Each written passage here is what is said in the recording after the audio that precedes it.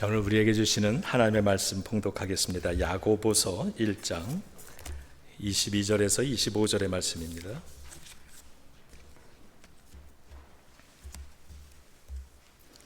신약성경 야고보서 1장 22절에서 25절의 말씀입니다. 너희는 말씀을 행하는 자가 되고 듣기만 하여 자신을 속이는 자가 되지 말라. 누구든지 말씀을 듣고 행하지 아니하면 그는 거울로 자신의 생긴 얼굴을 보는 사람과 같아서 제 자신을 보고 가서 그 모습이 어떠했는지를 곧 잊어버리거니와 자유롭게 하는 온전한 율법을 들여다보고 있는 자는 듣고 잊어버리는 자가 아니요 실천하는 자니 이 사람은 그 행하는 일에 복을 받으리라. 아멘. 하나님의 말씀입니다.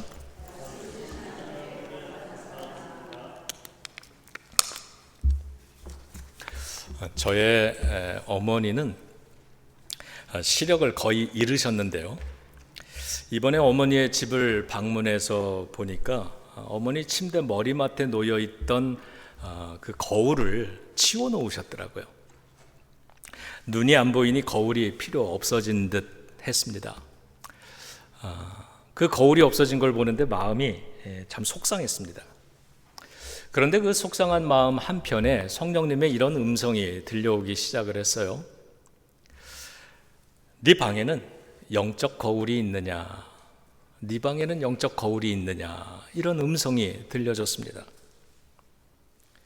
만일에 제가 육신의 눈이 아니라 영적인 시력을 제가 상실했거나 혹은 영적인 눈으로 보는 일에 관심이 없다면 저는 저의 방에서 믿음의 거울을 치워버렸을 겁니다.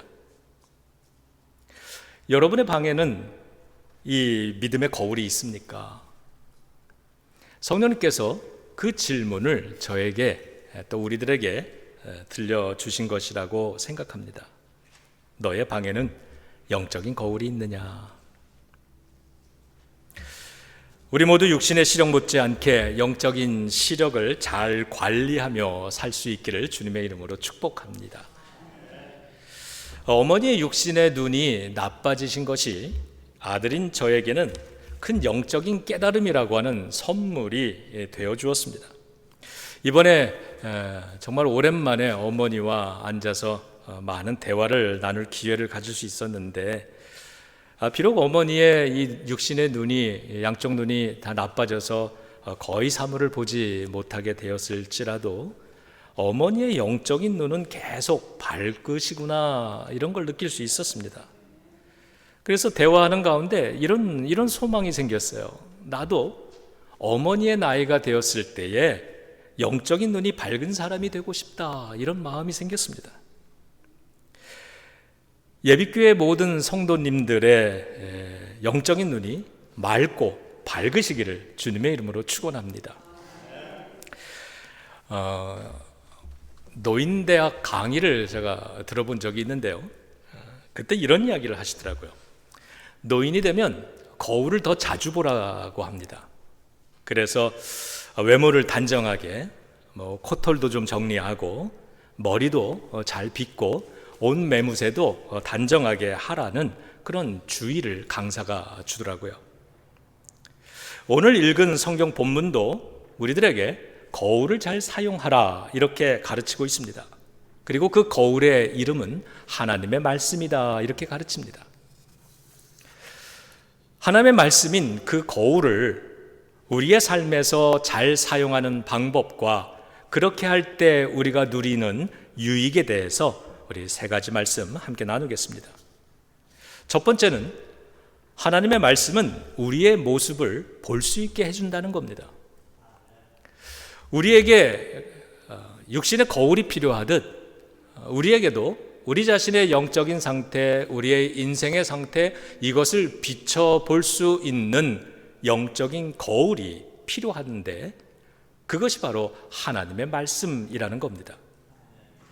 그 거울은요, 우리 자신의 현재의 모습이 얼마나 죄로 인해서 더럽혀졌는지 또 흐트러져 있는지 이것을 깨닫게 해줍니다.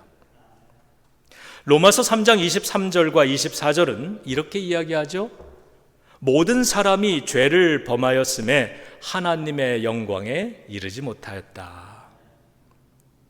우리는 이 구절을 통해서, 이 하나님의 말씀을 통해서 우리가 죄로 더럽혀지고 죄로 인해서 우리의 삶이 많이 흐트러져 있구나, 이 사실을 알 수 있습니다. 그런데 그 로마서 3장의 말씀은 거기서 끝나는 것이 아니라 계속해서 이렇게 말씀합니다. 그리스도 예수 안에 있는 구속으로 말미암아 하나님의 은혜로 값없이 의롭다 하심을 얻은 자가 되었느니라. 원래 우리 모든 사람은, 저와 여러분들 여기에 있는 우리 모두는 원래는 죄를 범하여서 하나님의 영광에 이르지 못하는 사람들이었습니다.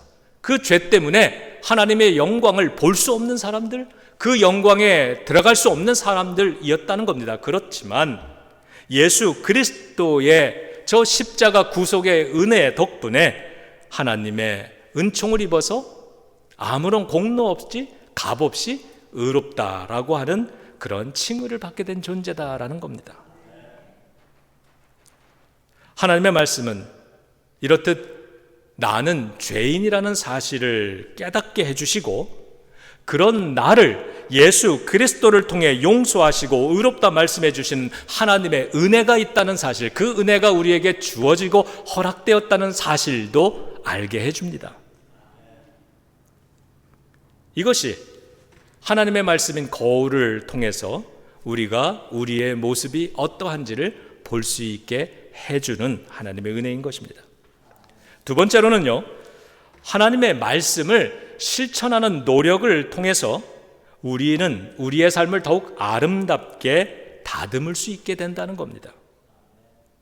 여러분, 오늘 나오실 때 거울 한 번 이상씩은 다 보셨을 텐데, 우리가 거울을 보는 이유는 뭔가요? 거울 속에 비춰진 나의 모습이 어떤지를 살피기 위해서죠. 혹시라도 얼굴에 뭐가 묻어 있거나 머리가 흐트러져 있거나 옷 매무새가 좀 흐트러져 있으면 그것을 단정하게 고치기 위해서 우리는 거울을 봅니다. 그런 관심이 없으면 그러면 거울을 잘 안 보게 되죠. 그러다가 보면 누가 말해주지 않으면 하루 종일 앞니에 고춧가루가 낀 채로 지내거나, 여자분들은 눈썹 화장이 삐뚤어진 것을 그대로 하루 종일 다니게 됩니다. 우리에게 하나님의 말씀이라고 하는 거울이 필요한 이유는 그 거울을 통해서 우리 자신의 현재 모습이 어떠한가를, 얼마나 흐트러져 있는가를, 그것을 발견하게, 깨닫게 해주기 때문이고요. 그 거울을 가지고 사는 것이 우리에게 유익한 이유는 더러워지거나 흐트러져 있는 우리의 삶을 고칠 수 있기 때문인 겁니다. 우리의 모습을 고쳐서 아름답게 다시 만드는 것, 가꿀 수 있는 것, 그것을 오늘 본문에서는 하나님의 말씀을 지키려고 실천하려고 하는 노력이다, 이렇게 설명을 하고 있는 거예요. 우리 22절 띄워주시면 같이 좀 읽겠습니다. 22절입니다. 너희는 마음을 행하는 자가 되고 듣기만 하여 자신을 속이는 자가 되지 말라. 말씀을 행하는 자가 되라 그랬죠? 실천하는 자가 되라 그랬습니다. 말씀을 듣기만 하는 자가 되지 말아라. 말씀을 듣기만 하고 행하지, 실천하지 않는 것은 자기 자신을 속이는 일이다, 이렇게 이야기해 줍니다. 우리가 거울을 들여다봤는데 그냥 볼 뿐입니다. 얼굴에 묻은 더러운 것도 닦아내지 않고요, 흐트러진 옷 매무새도 고치지 않고 그냥 거울만 보고 돌아가 버리는 사람이 있는데, 그런 모습은 마치 말씀을 듣기만 하고 실천은 하지 않는 사람과 같다, 이렇게 얘기합니다. 우리는 그렇게 신앙생활을 해도 괜찮다는 그러한 마인드에 속지 말아야 하는 것입니다. 그래서 듣기만 하여서 자기 자신을 속이는 자 되지 말라고 오늘 야고보가 경고해 주고 있는 거죠. 예를 들면은 우리가 오늘 이렇게 주일 예배를 드리는데요, 하나님의 말씀을 이 예배를 통해 우리가 듣습니다. 그 말씀을 들을 때, 듣는 순간에 나의 죄를 깨닫게 되고 나의 부족함을 우리는 발견하게 됩니다. 그런데 다시 월요일이 되면 그 모든 걸 새카맣게 잊어버리고 토요일까지 지내다가 다시 교회로 돌아오는 이러한 패턴을 자꾸 반복하게 됩니다. 그러다가 보면 어느 순간 그것이 우리의 루틴이 되는 겁니다. 그래서 마치 그러한 것이 당연한 것, 자연스러운 것처럼 여겨지게 되는 순간이 오게 되는데, 그런 신앙생활을 하는 건 속는 것이다, 이렇게 얘기한 겁니다. 우리 23절과 24절도 우리 함께 읽겠습니다. 누구든지 말씀을 듣고 행하지 아니하면 그는 거울로 자기의 생긴 얼굴을 보는 사람과 같아서 제 자신을 보고 가서 그 모습이 어떠했는지를 곧 잊어버리거니와. 오늘 성도님들, 오늘의 이 예배가 단지 거울을 들여다보고 돌아가는 자리가 되지 않기를 축복합니다. 말씀을 실천하는 것이 얼마나 중요한지 우리가 새삼스럽게 말하지 않아도 될 텐데요. 마태복음 7장과 요한복음 13장에서 예수님도 말씀을 실천하는 것이 얼마나 중요한 것인가를 강조하셨습니다. 마태복음 13장엔 이러한 이야기가 나와요. 말씀을 듣고 실천하는 사람을 예수님은 무엇에 비유하셨냐 하면 반석 위에 세워진 집과 같다, 이렇게 비유하셨습니다. 그래서 때로는 풍랑이 일고 비바람이 불고 그렇지만 무너지지 않는다, 이렇게 얘기하셨습니다. 어떤 사람이? 하나님의 말씀을 듣고 실천하는 사람이 그렇다는 거예요. 그런데 반면에 말씀을 듣기만 하고 실천하지 않는 사람은 어떤 사람과 같다 그랬어요? 모래 위에 세워진 집과 같다, 이렇게 얘기하셨습니다. 그래서 고난이 오고 유혹이 오고 시련이 오면 완전히 무너져 버린다, 심하게 무너져 버린다, 이렇게 말씀하셨습니다. 그러면서 요한복음 13장 17절로 넘어가면 말씀을 듣고 행하는 자는 무엇이 있다? 복이 있다, 이렇게 말씀하셨습니다. 사도 바울도 로마서 2장에서 말씀의 실천을 굉장히 강조를 했는데요. 하나님 앞에서는 어떤 사람이 의로운 사람이냐? 율법을 듣는 자가 의로운 사람이 아니다, 율법을 실천하는 사람이 의로운 사람이다, 이렇게 가르쳤습니다. 세 번째로, 우리가 하나님의 말씀을 실천하면 자유함을 얻게 되고 우리가 행하는 일에 하나님이 주시는 복을 누리게 된다, 이렇게 말씀해 주십니다. 자, 25절인데요. 자, 한번 같이 읽죠. 자유롭게 하는 온전한 율법을 들여다보고 있는 자는 듣고 잊어버리는 자가 아니요 실천하는 자니 이 사람은 그 행하는 일에 복을 받으리라. 저 25절에서요, 가운데 있는 듣고 잊어버리는 자가 아니요라고 하는 말에 괄호를 쳐서 그것을 스킵하고 한번 읽어보시면 본문의 뜻이 더 명확해집니다. 자유롭게 하는 온전한 율법을 들여다보고 있는 자는 실천하는 자니 이 사람은 그 행하는 일에 복을 받으리라. 하나님의 말씀은 듣는 것도 축복이지만 듣는 것은 우리가 죄인 되었음을 깨닫게 되고 이 죄의 문제를 예수 그리스도의 저 십자가로 해결받을 수 있다는 사실을 알려주게 되는데, 그것을 아는 것도 축복이지만 그 다음 단계가 있다는 거죠. 저와 여러분들, 우리들은 그 다음 단계를 살아가야 되는데 그게 뭐냐? 그 말씀을 실천하기 위해 노력하는 삶을 살아가는 것이다. 그런데 그게 왜 유익하냐 하면 그 노력하는 과정을 통해서 우리가 얻는 유익함, 축복이 있기 때문입니다.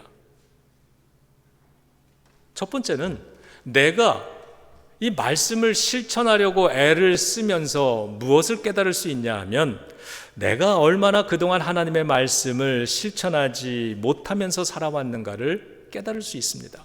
내가 얼마나 하나님의 말씀으로부터 멀어져 있는 생활을 살 수 있었는가를 말씀을 실천하면 깨닫게 되는 거죠. 마치 우리가 어떻게 새롭게 운동을 시작하거나 걷기 운동을 시작하거나 그러면 이렇게 걷다 보면 야, 그동안 내가 정말 운동 안 하고 살았구나, 이걸 깨닫는 것과 마찬가지라는 거죠. 내가 얼마나 죄에 가깝고 의에서 먼 사람이었는가를 깨달을 수 있고요. 나는 선하게 사는 것이 얼마나 어려운 존재인가를 인정할 수 있게 됩니다. 그러니 하나님의 말씀 앞에 겸손하게 되죠. 그러니 하나님의 도우심을 더 간구하며 기도하며 예배 생활에 더욱 힘쓸 수 있게 되죠.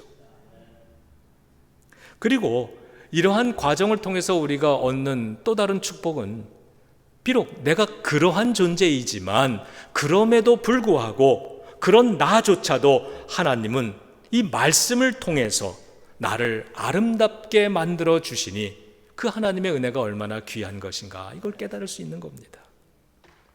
하나님이 이 말씀을 통해서 부족한 나 같은 사람도 주님의 자녀 삼아 주셔서 나를 복되게 만들어 주시고 나를 자유롭게 만들어 주시는 그 힘, 그 말씀의 힘, 그 유익, 그것이 오늘도 나에게 주어져 있구나, 우리는 체험하고 깨닫고 살아갈 수 있게 되는 거죠.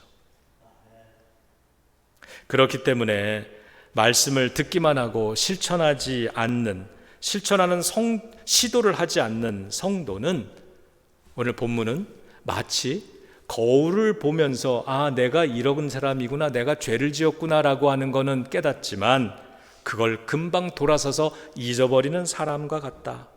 그는 그 거울을 통해 자기를 비추어 보고 그 하나님의 말씀을 실천함으로써 자기가 복된 사람, 자유로운 사람이 되는 그 기회를 잃어버리는 사람이다. 그런 사람은 신앙생활을 통하여 자기 자신을 속이는 사람과 같다, 이렇게 얘기하십니다. 25절은요, 하나님의 말씀을 실천하는 사람은 자유롭게 하는 온전한 말씀에 붙들린 사람이라고 말씀하셨는데, 여러분 이게 무슨 말입니까? 죄는 우리를 고통으로 이끕니다. 사망으로 이끌잖아요. 그러나 우리가 말씀을 지속적으로 실천하는 그러한 지속적인 노력을 수행하면 죄와 유혹과 시험과 고난에 얽매이지 않고 자유로운 사람이 될 수 있다라고 말씀을 합니다. 저는 이 말씀을 읽는데 제가 어릴 때 학교에서 그 과학 시간에 배웠던 모습이 떠올랐습니다. 자석은 끌어당기는 힘이 있잖아요. 이 작은 못 같은 이런 쇠막대기는 이 자석을 가까이 갖다 대면 그 자석의 힘에 이끌려 버립니다.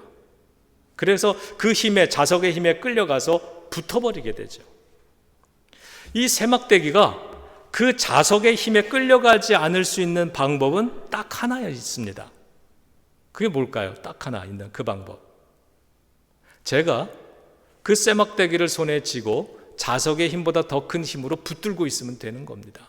그러면 아무리 자석 가까이 갖다 댄다 할지라도 이 쇠막대기는 자석의 힘으로부터 자유로울 수 있는 겁니다.